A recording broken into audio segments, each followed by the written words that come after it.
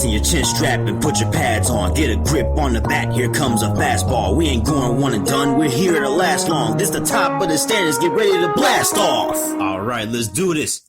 Bang! Bang! Every Sunday afternoon, big sports fanatics coming out your speakers like a piston running with magic. Game time status good to go is automatic. Ready for the blowouts and the instant classics. Calling all the teachers, all the fathers and the mothers. Calling all the kids, all the sisters and the brothers. Dynamic high schoolers in the game like no other preseason. Game 7s, hey, y'all know we got it covered. From the finals to the Super Bowl to the World Series to the Stanley Cup final. Over here we spit it clearly. Andrew Hale and Jotham Israel coming with the hottest topics. Hey, you know what's up with sports. People wanting it, we got it. Yeah, get in the game. It's the top of the standards, man. Get in the game. It's the top of the standards. Yo, get in the game. It's the top of the standards, man. Get in the game. It's the top of the standards. Come on. Get in the game. It's the top of the standards, man. Get in the game. It's the top of the standards. Yo, get in the game. It's the top of the standards, man. Get in the game. It's the top of the standards. Come on. Yeah, top of the standards. That's what it's about, baby. Let's go. Yeah, season 2 is here, baby. Yes, Jotham Israel and Andrew Hale, we're back and better than ever. Yes, we got a ton of sports to talk about, as always. And yes, I can rap. I produced the song, I wrote the lyrics, and I rapped it. That is my voice. Yes, you guys better believe it. But before we get started, we wanted to let you know that Top of the Standings is brought to you by Anchor. Anchor is a completely free and easy-to-use platform for podcasting.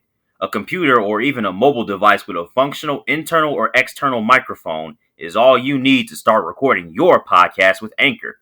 When you do finish recording your podcast audio, you can simply edit it and upload it to the biggest podcasting platforms like iTunes, Spotify, Google Play, and more. 4 months and 16 episodes of Top of the Standings is walking proof of Anchor's usefulness.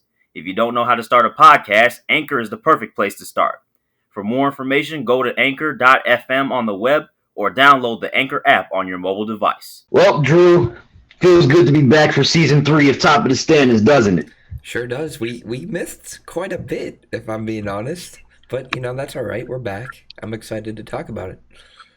Yeah, and I want to start off with just quickly recapping March Madness because we clearly missed this tournament in 2020. But, man, this year it delivered, didn't it? Sure did. We had some crazy moments. I just want to say, I doubted UCLA the entire time. I did. But I guess it's all right because they did beat Michigan State in the first round. Made it to the Final Four. Probably should have made it to the national championship, but it's all right. They had a great run, but so did Baylor, Gonzaga. So many teams had a great tournament.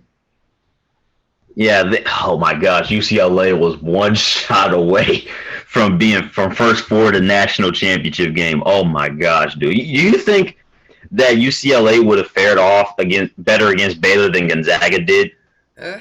I would think so because Baylor had some scares the game before and obviously against UCLA. I don't know. I think Baylor was gonna win no matter what. I mean, I was hoping for Gonzaga. I thought they would have won, but obviously they didn't. I don't know. I think UCLA might have. They were on a run. Yeah, I was saying all year, like, this feels like Gonzaga's year. And it blows up in my face because Baylor was out there. I mean, shout out to Baylor. They were a bunch of beasts on the court. I mean, I should have looked at their defense because I guess I was scared of their inconsistencies their minor inconsistencies in the regular season. They had little cracks against Kansas State in the Big 12 tournament, which is a little sus. Had a little crack against Iowa State in the regular season at home, which was a little sus. And then they couldn't win the Big 12 tournament. But you just looked at that defense, and it's just like the energy that they brought in the tournament. It was like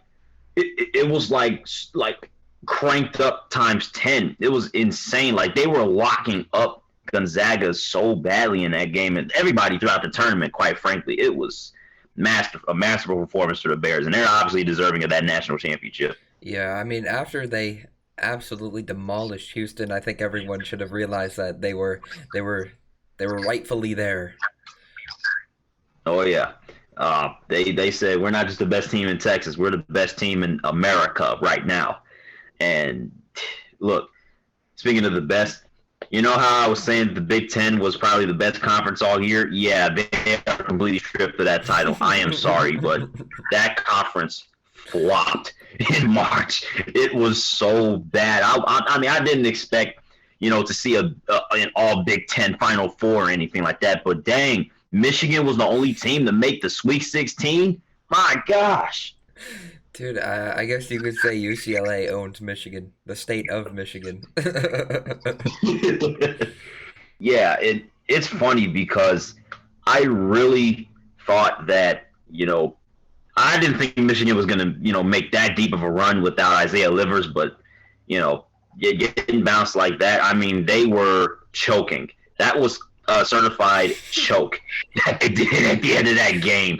I mean, they were breaking threes like they were scared. I'm like, yikes! I'm like, oh no, I know my boy Drew's gonna flame these boys. Oh no! Did you see that final, or I guess second to last shot where he airballed it? The dude picked up the rebound and threw it over his head. What was that? Dude, What was that? dude. Bro, I'm telling you, when I saw that, I cringed so badly because I'm like, oh, Michigan. I'm sorry, Michigan.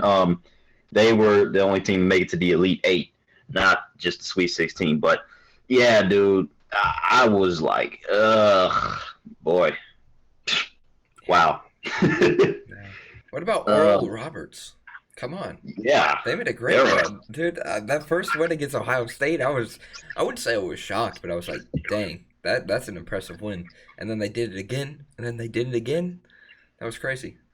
Yeah, and they were one shot away. This is what you love about March Madness. It's like there was a lot of games where it was like that last shot. And if Max Abmas would have hit that against Arkansas, oh my gosh. I was watching from the side. I'm like, oh, that looks good. That looks online. And it just clanked. I'm like, oh. Yeah. My heart. You said one shot, Aaron Henry. Airball. Yeah. It hurts. Yeah. It's all right, though. Yeah. It's all right. It's all good though. It's all good. You should be excited for next season with your boy Imani Bates coming in. Yeah. Transfer as well. Tons of transfers. Also, a few people in the transfer portal as well. Rocket Watts, Thomas Kithier, both probably going to be gone, which is all right. I mean, who knows? Maybe Imani Bates will classify. That team was going to be nasty. I can't wait because you seem to be very excited. So I can't wait to see. For myself as I won't say a non-Michigan State fan because I don't hate Michigan State by any means, but someone that doesn't deeply follow like 24/7, that team. I'm excited to see exactly what the heck this team is going to bring next year. Oh, they're going to be good. That's all I got to say. They're going to be better than this team for sure. This year's team. I would hope so because I want to see what this man Tom Izzo is like in the Elite Eight again because when I saw him in the Elite Eight against Duke, I was like, okay, this is lit. This team is lit. Bro, it's fun. That's why everyone says it's January, February, Izzo, April. It's his own month. It's his month. Oh my gosh.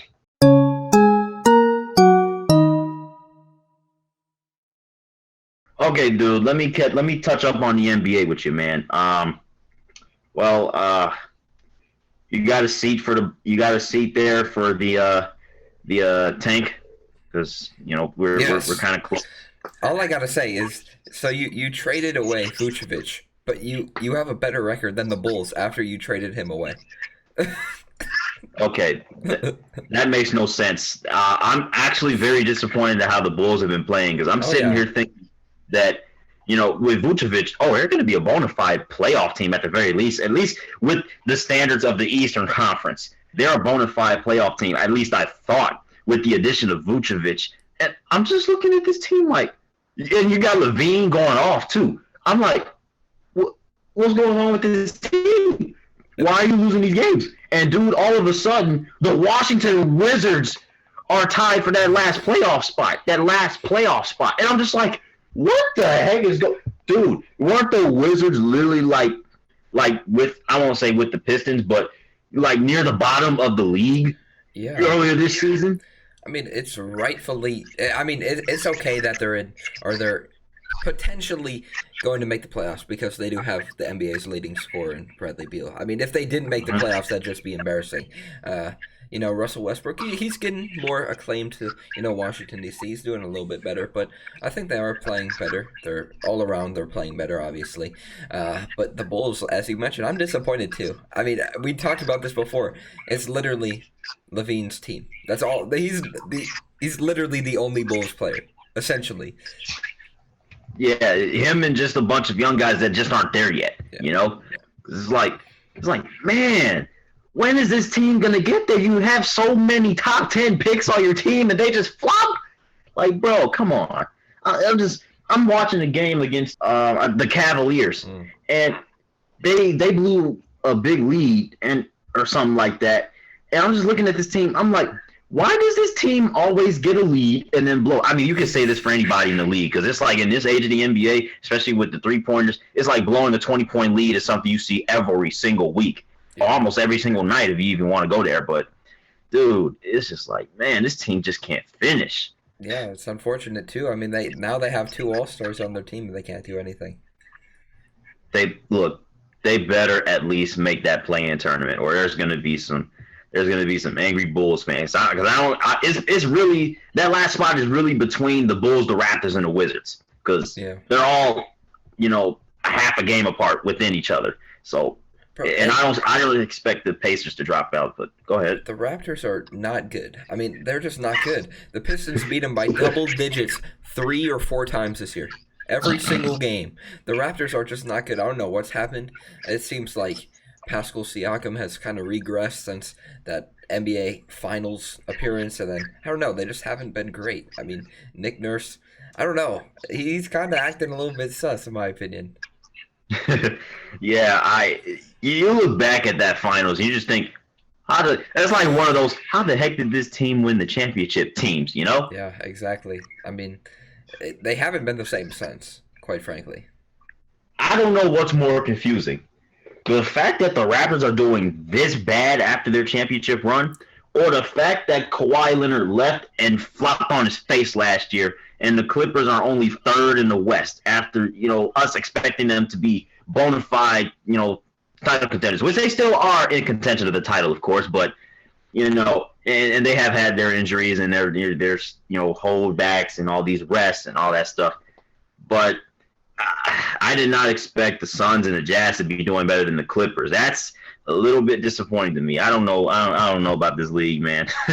Yeah, it's kind of crazy too. You would think some of those teams in the middle of the Western Conference would kind of jump the Lakers after they've lost, LeBron James and Anthony Davis. They've had so many injury problems. You would think some of those teams would jump them. Obviously, Phoenix and Utah have, but that's going to be an interesting race at the top for sure. Yeah, and it's this. Injuries suck, and seeing Jamal Murray tear his ACL, was like, are you freaking kidding me, bro? With 40 seconds left in the game too. Yeah, down by 7. I'm just like, dude, you didn't need to go that hard. You're down by 7 with 40 seconds left. Oh. It's you hate when that happens too, when your player. I mean, I guess he should have been out there since it was decently close, but I don't know. It's terrible when you see those types of injuries, season-ending injuries in the last 10 seconds of a game. Yeah, it's just like, dang, man. I will say this: Jokic is the MVP, and this is his time to prove that he's the MVP without Jamal Murray. If the Nuggets finish above the Lakers in the standings, Jokic is the MVP. Don't question me. Hey, I agree. I mean, he's been very, very consistent all year. Rebounds, passing, scoring. He does it all. I mean, he's a complete player, a very unique player, too. I mean, you don't ever really see a big man do what he can do on the court. So, very, very impressive. Yeah, no, it's very impressive. I haven't paid attention to a big man like that ever. Jokic is probably my favorite big man that I've ever seen. Hey, that's fair. That's fair. I mean, I understand why. He can do it all. He can do it all. Yes, it's just like, he's so relatable. He's kind of relatable to me. because it's like he doesn't look the most athletic, but dude is an assassin. Yeah, I mean, the passes he makes are insane. Over the back, over the shoulder, between the legs. It's crazy. Dude is a mastermind. But yeah, I hope the Nuggets can try their best to make a decent run. At least if the standings stand, then they'll face the Lakers. I would love to see them beat the Lakers in the first round, but I don't know if they'll do that, especially if AD and LeBron are back. Even if they do have home court, but it's like, dude, I don't know. Yeah. I agree with a lot of analysts and stuff. They don't really have the greatest scoring offense, in my opinion. I mean, their defense, they got Andre Drummond, they got LeBron, they got AD, but their offense is so questionable. It really is, because other than LeBron and I guess AD, if he steps up, they don't really have much. I mean, I don't think the Lakers fans should expect Kuzma to go out every single night or KCP and drop 30. That's not going to happen. We know that. Against the Clippers or Nuggets or whatever team you decide, that's not going to happen. I mean, sure, Andre Drummond and KCP, they dropped like 52 combined the other night. But again, that's not going to happen every single night. Yeah, and then, you give a team 7 games to figure you out. They're going to crack the code eventually. Yeah. So I'm just, this is the Western Conference. So, I'm going to be very excited to see this playoff race, especially considering that, there are teams that we have not seen, in these particular positions before. I have not, I'm still not getting accustomed to seeing the Dallas Mavericks this low in the standings, but they should still be a playoff team come May. Yeah, I heard that they want to add another perimeter shooter around Luka, or a secondary shooter. I don't know. Luka, like Zach LaVine, he's carrying their team night in and night out. Dude, the game against Memphis said it all. Yeah. The second half against Memphis said it all, dude. What the heck was that buzzer beat? Dude, that's like one of those movie buzzer beaters. Yeah. You're totally barely behind the 3-point line, and you get it off with like 1/2 of a second left. That's insane, dude. That's like under pressure, off balance. That's like Fitzmagic against the Raiders. Yeah, dude. Oh, that's a good comparison. Now that I think, oh my gosh, yeah. That was spot on, Drew. Yeah, it's one of those plays where you're like, how did he do that? Did you actually, speaking of plays like that, did you see a Villanova, I think it was spring football or whatever? Yeah! Bro. Freaking Daniel Smith. Yeah, if we have that clip, I'll put it in right here. But on with Daniel Smith taking it. They're throwing it, Steve. Daniel Smith will run. He's taken down. That's a touchdown. He flipped it up in the air. He threw it up an into the incredible air. It's play. caught. Wow. He got rid of it just in time. He was going to get sacked. This was the craziest touchdown I'd ever seen. How did he get it off? He threw it like behind his body while he was falling to the ground? Yeah, I don't know. It's a question why he would even throw that pass in the end zone. Just no look. He scrambled to his right, and he just used the thing behind his back. I'm like, what the? That is one of the, if not the craziest touchdown I have ever seen in my life. And dude just casually just catches it like it's a drill. And I'm just like, are you serious? Bro, crazy plays like that are what make sports.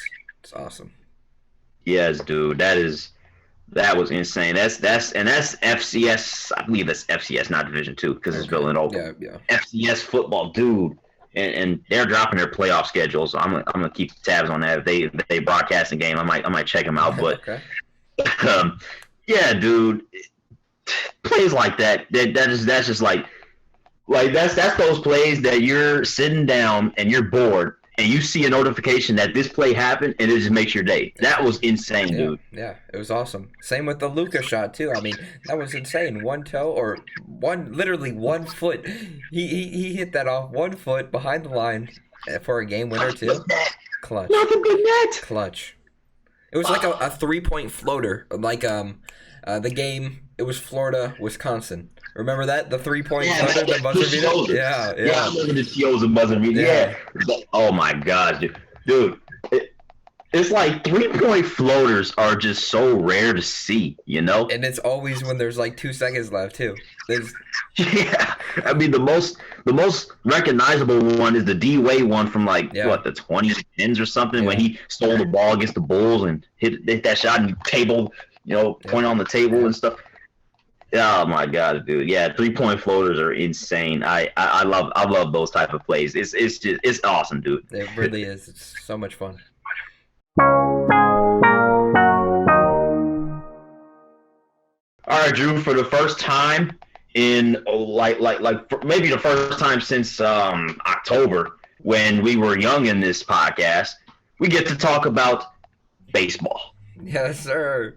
I'm not a Marlins fan. I just like this jersey, Miguel Cabrera, number 20. But, so far, the season has been crazy. I just got to say, have you kept your eyes on that Padres-Dodgers series?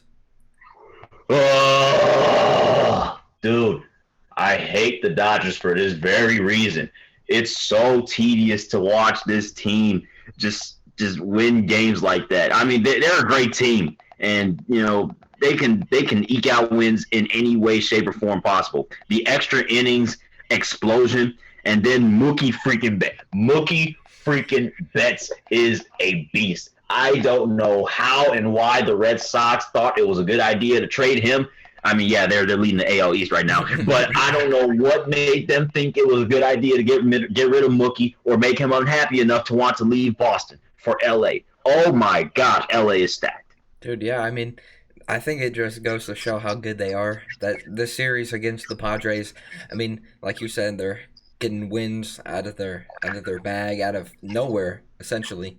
I think it just goes to show how good they are. I do think that they are the best team in the NL and probably the best team in all of the MLB. But I like this series a lot. I mean, the Padres really remind me of the Bucks. I mean, they're starting off slow. They got all these great pieces, all these superstar players around them just in one offseason. So I think it's going to take a little bit for them to, work together, get, familiar with each other, gain some chemistry, and then I think they'll be good, but better than the Dodgers, it'll be tough. Yeah, I don't see anybody topping them in that division. I mean, you got the Rockies and the Diamondbacks in that division, and the Giants the Giants are over 500, but man, that bullpen is sus. They blew one against the Mariners, and then they blew one last night against the Marlins. I don't know how they lost that. I don't know how they lost that game, dude. Bro, it's the power of this jersey. That's why. No, I'm kidding. But I don't know. This has been pretty exciting so far. I mean, the Reds, they started off really, really good. I mean, hey, Akil Baddoo on the Tigers, he started off really, really good. And the White Sox, they threw another no-hitter. Dude, it's like, why does it feel like the White Sox throw a no-hitter every single year? Yeah, I don't know. I think they have the second most of all time, just behind your favorite, the Dodgers. But I don't know. It is kind of crazy. To be honest, it should have been a perfect game. I think Perez could have gotten out of the way with his foot.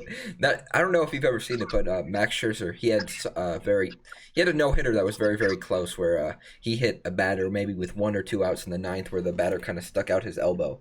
And he did it on purpose. Obviously, you saw the Indians. They really wanted that perfect game and no hitter to end. They were diving to first. They were sticking their foot out. They did not want to get no hit that night. So is that why you have extra little tint of hate for the Indians? I don't know. I mean, I just really don't like any teams in the Central. But I don't know. I think if you got to put yourself in their shoes. I don't think I would want to get no hit, so I'd do anything I could to not get no hit. I'd dive at first. I mean, it was a close play. That was an amazing play by Abreu, but I don't know. It's going to be a competitive Central, in my opinion. I thought last year the White Sox were the best team. I think this year they will be. I mean, they're just stacked. Yeah, and early on in the season, it's like the first 15, 20 games might seem a little deceptive because, 100%. Obviously, I mean, you never know. There's a lot of things that there's a lot of things that are weird right now. Yeah. Give your analogy about the Mariners a few years ago in the first 15 games. I remember we started 13-2, and we beat the Red Sox badly in one game that was on ESPN. I was like, are the Mariners finally going to be good? Nope. Nope. They lost more than half of their final games from that point. Ugh, that sucks. But you know what? The thing that gives me hope and optimism is that a team can't suck forever. You know? Okay. Yeah. The team cannot suck forever. And I'm not saying they'll make the playoffs, but I'm excited to see how they'll try to keep their heads afloat. Especially with Kyle Lewis and them boys, coming back, because we're above, for the fact that we're above 500 without Kyle Lewis for to start the season. Is he hurt? That's a little bit encouraging. Was he hurt? Yeah, he was on the injured list to start like the first 2 weeks of the season. Okay. So, yeah, Mitch Haniger and Kyle Seager, they've stepped up. I've liked what I've seen from them. They're getting walk-offs too. They already, opening night they already had more walk-offs than they had in the entire 2020 season. That's actually funny, but that AL West is very competitive in my opinion. Very competitive. Oh yeah, and you could say the Texas Rangers are the worst team in the division and this and that, but I mean it's still somewhat of a competitive division with the Texas Rangers in it, because it's like they're they've lost 6 in a row, but not 6 in a row, but they've kind of gotten cold this past week. I mean, they've lost 6 of their past 10, so but still, the Athletics look like they've snapped out of it. They were 1-7, now they're 8-7. I remember that they were 0-6, and then they're looking to sweep the Tigers today. But I've been impressed with them, honestly. Their pitching has been really good. They shut out the Tigers back-to-back games. I didn't really think they were going to be that good this year. They traded their man for the past few years, Chris Davis, their home run leader. They traded him to the Rangers, and I guess it has worked out a little bit. Elvis Andrus, he's been pretty good. But that West is just so competitive. I mean, the Angels and the Astros, who the Tigers swept. But, the Angels, I just like that team. I hope they do well. Shohei's doing well. I mean, that was really cool to see him pitch and hit in the same game. A home run and a strikeout in the same game? That's insane. Dude, look, that Sunday Night Baseball game against the White Sox was something that gave me hope about this Angels team, because if I wasn't a Mariners fan, I'd be an Angels fan. And it's like the Mariners and the Angels are like 1-2 pow pow. And I mean, seeing either one of them at the top of the division and not the Astros is very nice. Yeah. Even though I don't really have that much displeasure against the Astros now, they still have the scandal on their backs. But I wouldn't. I love the AL West. It may not be the bona fide best division in baseball, as they try to dub the NL East for some people, but I like what I see out of this division. It's very competitive. Hopefully the Mariners and the Angels can keep pace when the Astros get on that like mid-season winning streak. And we'll see what happens from there, man. Yeah, I mean, it's looking pretty exciting. I mean, both the AL and the NL, they're both really competitive. I mean, essentially every single team are in the same range of records. I mean, no one's like really terrible, and obviously, besides the Dodgers, everyone's in the same area. Yeah. Speaking of records, may I ask you who has the worst record in the American League right now? Let me guess. Is that team from New York? Yeah, one of them. Okay, one of them. Is it the team that really no one likes? Is it the Yankees? It's the freaking 5-9? What is going on? Weren't these? I mean, look, it's early in the season. They have time to turn around. I get it, but first of all, the Yankees have not been playing good baseball, and second of all, their fans know it too. It's kind of funny. Do you feel the same way? It feels like every time the Rays are in New York, the Rays usually win that series. It's really weird. It's weird, doesn't it? Yeah. I know I'm not the only one that noticed that. And, they've had their fair share of encounters, the Rays and the Yankees. Obviously, there's a lot of smoke that came out of what happened last September and October. Yeah. With the whole 90-mile-an-hour fastballs and, hitting pitchers and, hitting pitchers, hitting guys and yada, yada, this and that, and the tension of the ALDS, and obviously the Rays beating all the almighty Yankees. Obviously, there's still some salt resonating in that Yankees fan base, but especially as a Tigers fan, you love to see it. Yeah, I mean, as a MLB fan, no one likes the Yankees. No one likes the Yankees. I mean, I know that for a fact. Unless you're a Yankees fan, you don't like the Yankees. Oh my God, dude. Yeah, it's just, and it's not like they've been playing against top tier teams and absolute juggernauts. They've had series against the Rays twice, the Orioles, and the Blue Jays. That's a bit scary if you can't win those games in your own division. It's a bit sus. And then they got the Braves and the Indians, and oh boy, this could get nasty. This could be a nasty start for the Yankees, man. Yeah, it really could. I really want to see the Blue Jays play well again. I want to see them get back to the playoffs, not just a playing game, but a playoff, a series. I think they're good. I think they are good. I think that they got Bo Bichette, they got Biggio, they got Vlad Jr. I mean, they're good. They're good. I mean, and their pitching staff, and they got a few acquisitions over the offseason. I think they're good. I think they definitely should make the playoffs, especially if the Yankees are going to be in last place all year.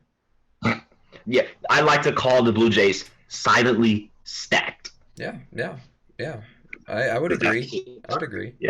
Yeah, and even though they're in a three-way tie for second, I don't know if the Red Sox can sustain the success. I mean, we'll have to wait and see. I mean, when a new team, when a team that was not as good last year starts off really hot the next year, it's like you still have questions about them, and you just have to see more. It's a 162-game season, like I've repetitively said. So, we'll just have to wait and see. So, speaking of the Red Sox, have you seen their yellow jerseys? I have one word to say. Ew. It's really weird. I don't think I would have ever thought. I don't think Babe Ruth, when he was playing for the Red Sox, would have thought, you know what, in 2021, I think our team will be rocking the yellow jerseys. That's so weird. You don't think of Red Sox, Red Sox in yellow. Ew, dude. That is nasty. That is bona fide nasty. That's a color scheme reserved for the 80s Mariners. Yeah. That is a color scheme that does not belong in Boston. That's a Brewers, like, Pirates kind of color scheme. That is nasty. Boston, discard those jerseys immediately. Bring back the blue joints. I hate it when teams try to step outside their color scheme, bro. It's just like, ew, dude. Like, they're city jerseys, but I think they are revealing 6 other teams who have city jerseys as well. So who knows? Maybe the Mariners will be rocking, I don't know, purple. What would be weird for the Mariners to wear? Brown? No, I don't know. Something just completely random. Like maybe I won't say yellow because they've rocked the yellow before. Orange. Okay, yeah, that would be weird. Yeah, just wait till you heard it here first. Top of the standings are predicting that the Mariners will be wearing orange this season. Oh, jeez. Hey, can we acknowledge the Reds are leading the NL Central right now? Yeah, I mentioned it earlier. They had a really good start. I mean, I thought last year they were going to be the best team in the NL Central. Didn't happen. And they lost a few players over the offseason, and they're still leading. I mean, they're a home run hitting team. Nick Castellanos, Mike Moustakas. They're really good. I don't know. Will they be able to hold on to this lead the entire season? Probably not, but I do think they are better than they've been these past few years. Not last year, though. I do think last year they were a lot better than this year. I don't know why they're playing so well, but I don't know. I do think they're a good team. They're a good team, but I don't know if they can sustain this all year. Yeah, I mean, I don't know. I mean, everybody's thinking the Cardinals, including me. Everybody's looking at the Cardinals roster. It's just like, especially with the addition of Nolan Arenado, and just like, this team should run away with the division. But, obviously, the teams are there, and they're trying to say something about it. I don't know if the Cubs are going to say anything about that with their batting average. We'll stay tuned. I don't know. It seems like every single year they're always talking about trading their top-tier players. So maybe it'll happen. Maybe Chris Bryant will finally be gone this year. I don't know. It's weird. The Cubs are an interesting team. They're always like, oh, we want to compete. We want to buy. But then a few months later, no, actually, we're going to sell. We're going to trade all of our players. I don't know. Well, I guess we'll have to see when the trade deadline comes around if the Cubs are really good or if they're really bad.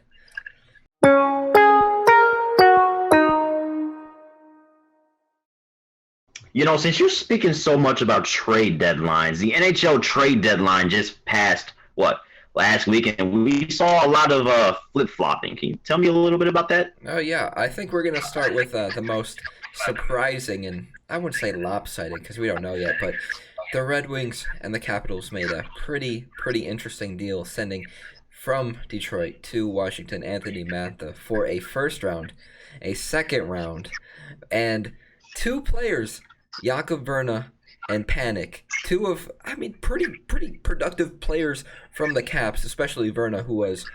It's funny. They got Verna, who had, I don't know, maybe 15-some goals. He had like 25 points.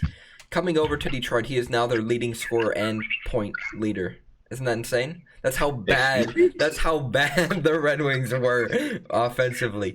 They traded for a player who's only played 2 games for the Red Wings, who is now their leading point getter and scorer. So that's hilarious. But I don't know, if you get 2 players, 2 really good picks for 1 player, I'm taking that trade every day. It doesn't matter who you are. I trade Aaron Donald for 2 first-round picks and 2 players. It doesn't matter who you are. If you're getting that much back for 1 player, especially if you're rebuilding, take that. Yeah, and we'll get to Aaron Donald later. I want to touch up on that little fiasco later. But, yeah, dude, I saw, some interesting trades. There was a lot of trades going on. And me personally, I really don't know how to feel about most of these trades because, obviously I don't get a lot of exposure to the New Jersey Devils or the let's see, another team, the Buffalo Sabres, or any teams that are, not around in this area, like close to this area. So yeah, and I've just been trying to assess, okay, how good do these people think these players were, and were these good trades, yada yada, this and that.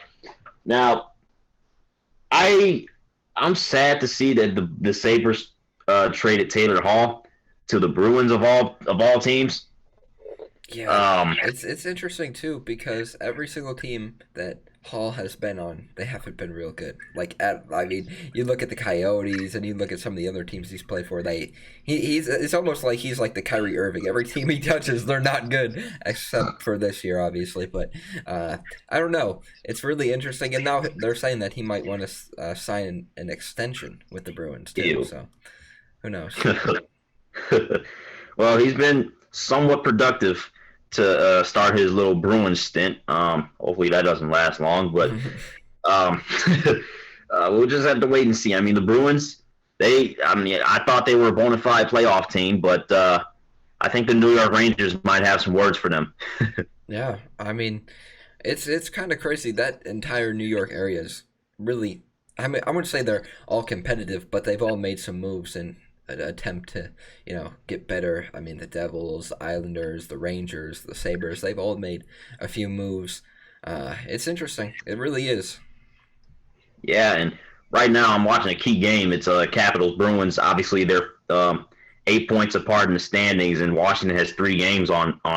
They have 3 games more than the Bruins, and 8 points ahead. But it's a 3-3 game, and that's a crucial game because the Rangers, they keep trying to inch closer and closer and closer to Boston. They're on a 3-game winning streak. And look, I will say this. I am massively disappointed in the Philadelphia Flyers this season. Yeah, I mean, they were so good last year. 1 seed. And this year, kind of not the same. No, it's just, I'm looking at this team. What's going on with this team? Isn't Carter Hart supposed to be a stud for this team? What's going on? I think they need to get Gritty out on the ice right now. Oh my gosh, dude! For having such a good mascot, literally the creepiest mascot, the weirdest looking mascot. I don't even know what Gritty is, but he's awesome. Did you know he got arrested? Gritty got arrested for assault on a fan. Dude. What the heck is this mascot? The infamy of that mascot is the most interesting in all of sports, in my opinion. Gritty's awesome. Gritty's awesome, and he just came into the league like a few years ago. I love Gritty. Man, he's turning into a really key first liner for mascots. Yeah. Oh boy, man, that's absolutely hilarious. But dude, you know how when I talked about the Western Division earlier, I acknowledged the LA Kings and the Minnesota Wild and teams just coming out of nowhere, just starting to compete. So before we got back, if this show happened last week or a week or 2 weeks ago, I would have been all over the San Jose Sharks. Like, hey, look at the San Jose Sharks. They just came out of nowhere. Hey, they're poking at the Blues for that fourth playoff spot, and I'm just like, this is interesting. And then they go out and lose 5 in a row. Yes. Speaking of the Sharks, you see Patrick Marleau tied Gordie Howe's most games played record at like 1,700. Yeah, it's really insane. No one thought that everyone thought that Gordie Howe record was going to stand forever, but it's really impressive. It's crazy to think that Patrick Marleau has been in the league since 1997. My goodness, dude. And he's not even the oldest. He's not even the oldest player. Zdeno Chara is 44. Oh yeah, right. Oh my gosh, dude. And I don't know if you remember, a few years ago, it was Jaromir Jagr who played for the Panthers. He was almost 50, and he just retired. I remember Jagr. Yeah, he was. I think he was 50, but he was around there, and he was still playing. I think he's still playing overseas too. It's crazy how hockey's definitely, you can be the oldest. I mean, you can be like 50 and still playing. That's how crazy this is, and it's contact sport too. Full blown contact sport, like that's full blown. It's not like basketball where you're you're really just running and cutting and no, you're really gonna have to like take some hits and take some balls. These guys are doing this in their 50s. Yeah. Oh my gosh, dude. It's impressive. I mean, it really is. I guess it goes to show how tough hockey players are. Oh my goodness, dude. Yeah, that's extreme toughness. But yeah, with that record, if I want to see it. The record is obviously 1,767 by Mr. Howe, and Marleau, hey, 1768. Dude, that's amazing. I almost forgot Patrick Marleau was in the league, and it was like, it's weird because it's like Patrick Marleau was like the first NHL player that I think I probably like noticed. Okay. Because when I started playing NHL games, the first team I would use was the San Jose Sharks, and he was always on that roster in those games, and I'm just like, and I would create a player and try to fit him in with Patrick Marleau, and I'm just like, this dude is playing the same position. I'm gonna have to move him over to this part of the line, yada yada, this and that. So I'm like, and I'm looking at these games from the past. I'm like, this dude Patrick Marleau is still playing. Like, dang, it's really, really crazy. I mean, I remember when he played with the Maple Leafs a few years ago too. It's crazy how much longevity he's had in his career. Yeah, and if he does get that 1768, huge accomplishment. Props to Patrick Marleau. That's a record that is going to be very, very tough to break. 100%. Yeah, you got to be healthy your entire career, essentially. Oh yeah, that's 82 games per season plus playoffs.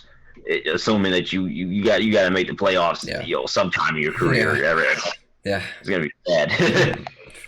But yeah, dude. I thought the Sharks were coming for that last spot, then they lost. But I'm looking at, and I hope they don't fizzle out because I didn't mention them. How about the Arizona Coyotes for just a little bit? Yeah, I mean, they made the playoffs a few years ago. I don't know. I honestly, I can only name like really one player on their team. I don't know much about the Coyotes. Yeah, I haven't. Obviously, the Coyotes aren't exactly primetime television 24/7. Yeah. So you don't really get a chance to see them all that much. But it's like, the Coyotes. I mean, I love seeing teams out of nowhere. So because I get to know their players a little bit that are starting to stand out and starting to show out and maybe start contending. Now, if the Blues lose this spot to the Coyotes, that's going to be a major disappointment because you just signed Jordan Binnington to that mega contract. We already talked about this. We don't think he probably should have deserved it, but I don't know. That's a very, very quick trigger. by St. Louis. And he's been struggling ever since their run. That's not good, St. Louis. That's not good. And if you lose this spot to the Coyotes, you got some real mirror watching to do.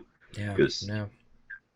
That you should not lose that spot to the Coyotes. I mean, you're not going to beat the Avalanche in a 7-game series, but you could at least try and get there. Oh my gosh! You know what? I don't even know anymore, man. This league is so entertaining, and it's only getting better. The parity is amazing. It is. It's competitive for the most part. Yeah, dude, and you see teams like Maple Leafs and the Jets coming out of nowhere. And the Red Wings, who have won or have gone on like 5-10 of their past few, or 5 and like 3 of their past, I don't know, however many games. But you've been winning. Yes. Besides last night, yes. That's actually a little bit. I don't know whether to say it's concerning or it's promising, because it's like the Red Wings are starting to win. And that's a little promising going into next season, but I mean, like you said, I mean, and I think I've alluded to this earlier in the podcast. The tank job is kind of faltering, because now the Blue Jackets are starting to lose. Obviously, the Sabres are the worst team in the league. The Devils have less points. The Canucks have less points. The Senators have less points. The Ducks have less points. And it's just like, this is perfect. This is perfect. Who got the first pick last year? Oh, brother. The Rangers. And were they the worst team? No. This is perfect. This is perfect tanking right here. Dang, man.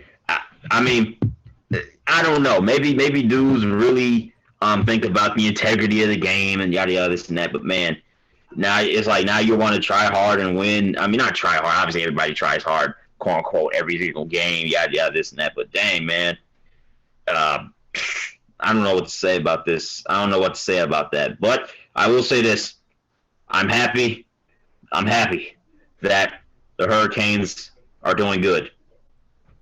Yeah, they are. I've told you this all year. You're like, I don't know if they're going to be that good. I literally told you they're a good team. They've proved it in these past couple years. I mean, they are good. They're a good team.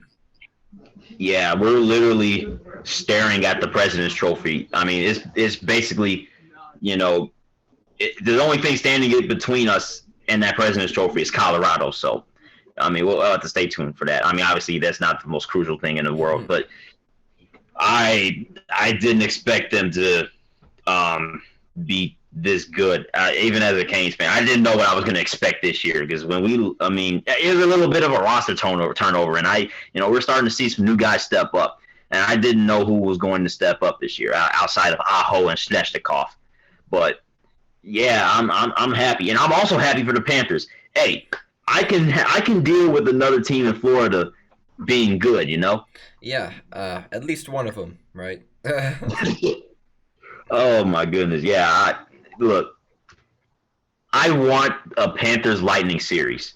I do not want to see the Tampa Bay Lightning in the first round. I wouldn't either. I would not either. I really would not. And yeah, Nashville or Chicago could probably cause some problems-ish, maybe, but not to the level of winning a playoff series against the best team in the Central. And it's tough. Obviously, there's a big difference between playing the Blackhawks or the Predators in the first round or playing the Panthers and the Lightning in the first round. There's a big difference. Yeah. I mean, hey, Florida has been on top in all sports these past last year. This entire last year. I mean, Heat, the Bucks, the Rays, the Lightning. It's insane. And now the Panthers are starting to step up. Yeah, it's crazy. This is nice. Florida's kind of a little bit of a hot spot. A little foreshadowing there. Yeah.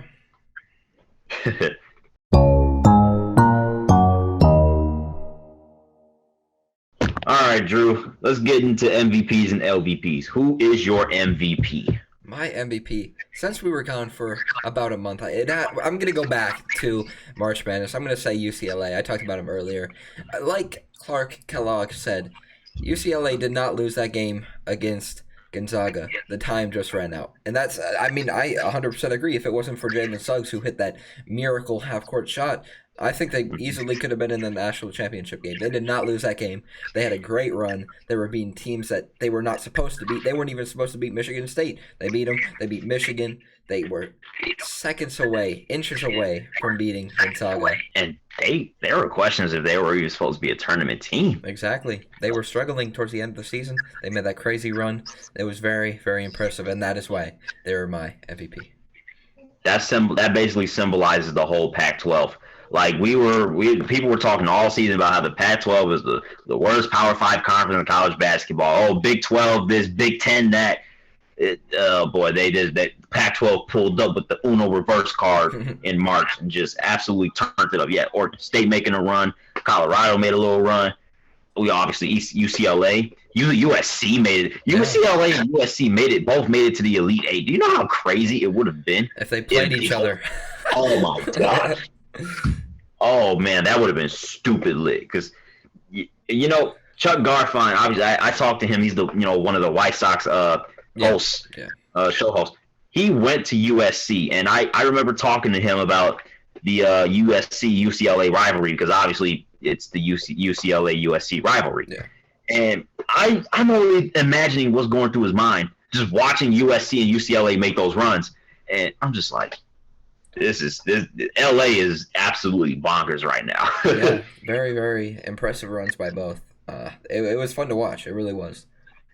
Yeah, great run. And sticking with the realm of basketball, I got to give my MVP to the WNBA. Okay. Why? Okay, first of all, their draft was last week on Thursday, and they're celebrating their 25th anniversary. Their 25th season of existence, and it is already looking lit. The players that came off the board, I almost gave this MVP to the Dallas Wings because they aced the draft.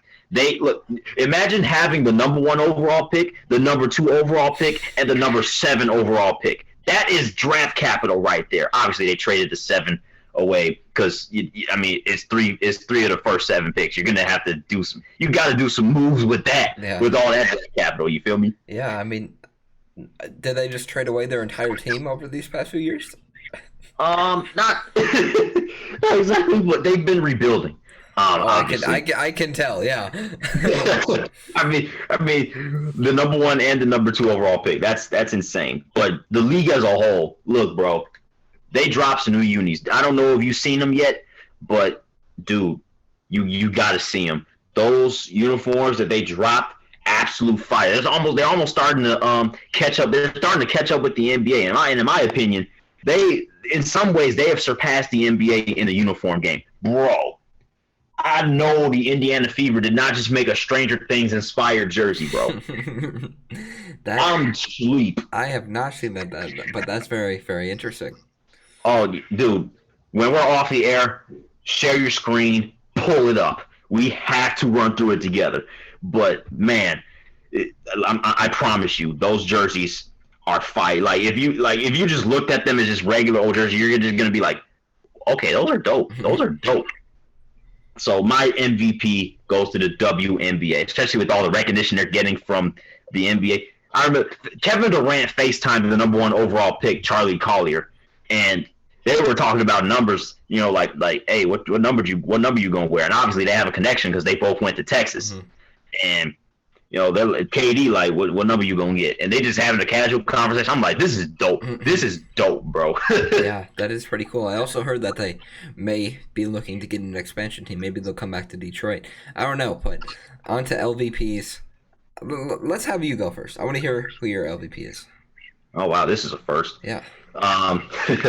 I got to give my LVP to the NBA uniforms. Why?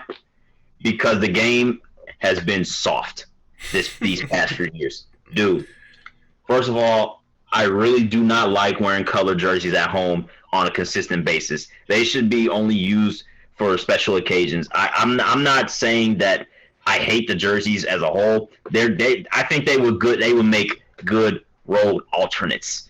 But I really am not liking the idea because I've seen over the playoffs teams are starting to to wear colored jerseys as the home team more and more often. And I get it, the color coordination, the stands, yada yada, this and that. But I don't really like it. I like seeing white at home a lot, and it's just, and not only that, but the certain uniforms that have been made over the past few years. Look, they've been trash. The Boston Celtics city, is that supposed to be the city edition jersey? Those are trash. They tried to replicate how the banners look in the rafters. Yeah. And they try to put it on the jerseys. No, that does not work. That 2-line Boston Celtics stuff does not work. It's supposed to be one line of words. That's nasty. Yeah, I don't know. It's really random. The NBA is really weird because I don't think they have set rotations of jerseys. Like, it seems like every single night the Pistons, they're either going to wear their blue, their gray, their white. Like, I don't think there's a set rotation. I think they're like, you know what? I feel like wearing these jerseys tonight. We're going to wear these. So I don't know how that works with the rotations or whatnot. I just got some of them are very plain. I agree. Like the Pistons have this like silver gray jersey. It's ugly. It's terrible. It's horribly plain. But I don't know. I don't know how that works. Maybe there are set rotations, but it seems like it's completely random. Yeah, and I don't like it. And the fact that it's starting to spill over into the playoffs, it's I don't like it, dude. I really do not like where this is going. This is not good. I'm tired of seeing both teams with colored jerseys on the floor, and you're not playing the LA Lakers with gold at home. Yeah, it's interesting because they have so many different jerseys. They have statement jerseys, they have city jerseys, they have home jerseys, they have alternates, they have away jerseys. So that's 5 different jerseys. It's definitely very unique. And some of those jerseys have nothing to do with your color scheme. Like, what are the Bucks doing in light blue, bro? Like, what? Cream. Oh. Now I can understand. I probably can understand cream because that's their secondary color, but it doesn't Cream really. City, yeah. I don't know. Yeah. It's weird. I don't know. Yeah, ew. All right. Let me move on before I hurl at these. Who's your LVP? We've already talked about this. It's got to be the Yankees. I mean, you are the most historic franchise of all time. You have all these World Series rings. You've been stacking up on players, Giancarlo Stanton, Aaron Judge, so many players year in and year out, and you're in last place. That's embarrassing. I mean, there's no reason for you to be in last place when you have all those players. It's quite frankly embarrassing. Yeah, that's not good. And I said this earlier. I mean, there's a lot that can happen in a 162 game season, but man, the Yankees have been taking straight L's. I mean, straight L's. And not only are their players taking L's, the fans are taking L's. Yankees fans, hold this L for being a disgrace to the baseball community once again, for throwing baseballs on the field in absolute rage of the Rays clapping you once again. I respect how loyal Yankees fans are, but yes, I don't know. It's no one likes the Yankees beside their own fans, so I don't know. They take it. Sometimes they just take it too far, and this was another example of it. They're poking at everybody's brains like we don't like you. You don't like us, we don't like you, and that's exactly how we like it. Yeah, exactly. Oh, jeez, man.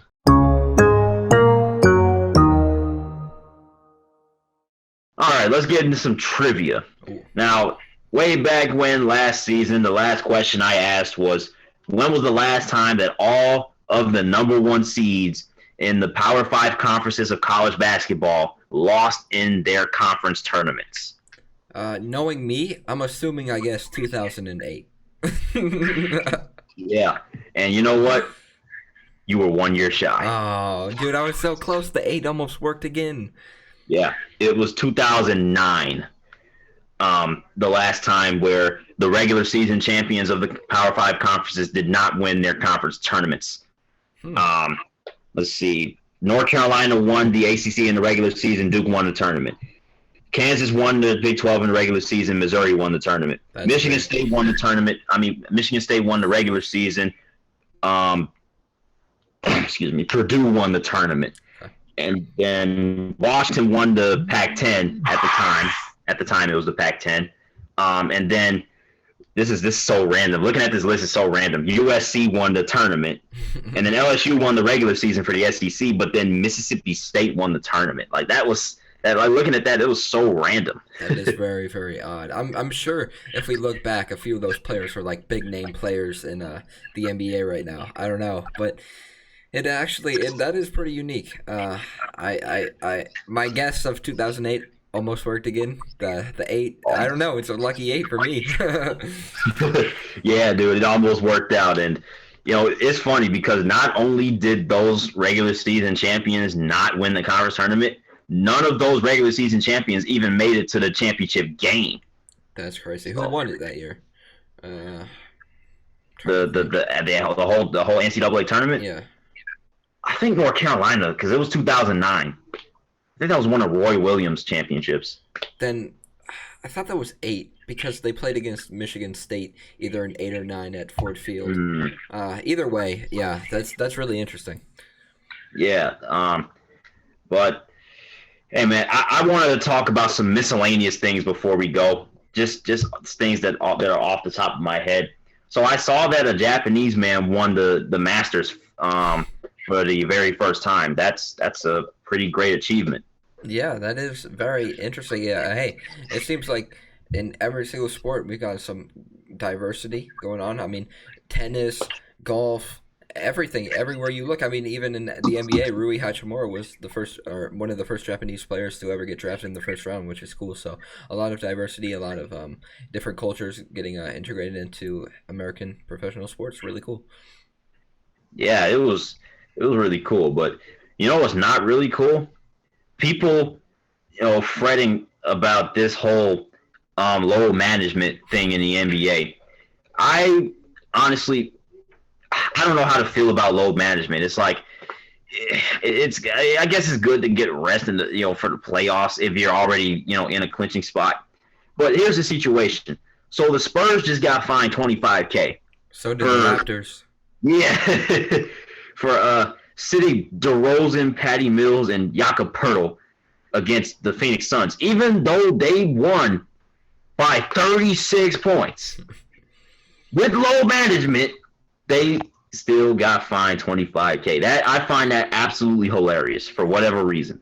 Yeah, I don't know. I think the only way you can stop load management is if you get rid of back-to-back games entirely. I mean, they've tried it over these past few years to limit back-to-back games, but if you truly do not want load management to happen, you got to get rid of the back-to-back. As much as I hate it, because I love the back-to-back games. They're so much fun to watch, back-to-back nights of basketball, but if you do not want load management, if you want to see Kawhi Leonard on a nightly basis, if you want to see Kevin Durant on a nightly basis, Blake Griffin, whoever you want, you got to get rid of the back-to-back games.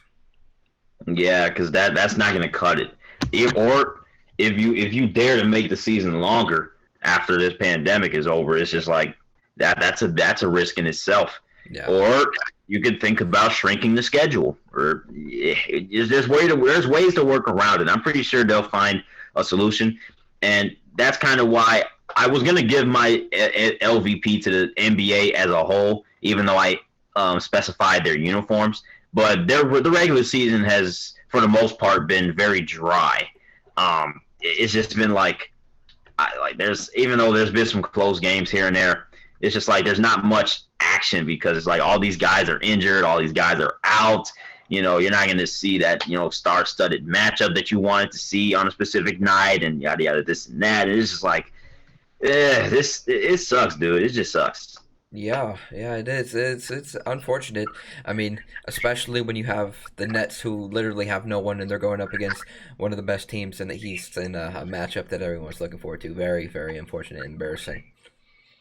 Yeah, the Nets are a prime example because you look at the roster, you're like, oh my gosh, KD, Kyrie, and James Harden on the same floor together. It's lit every night. Nope.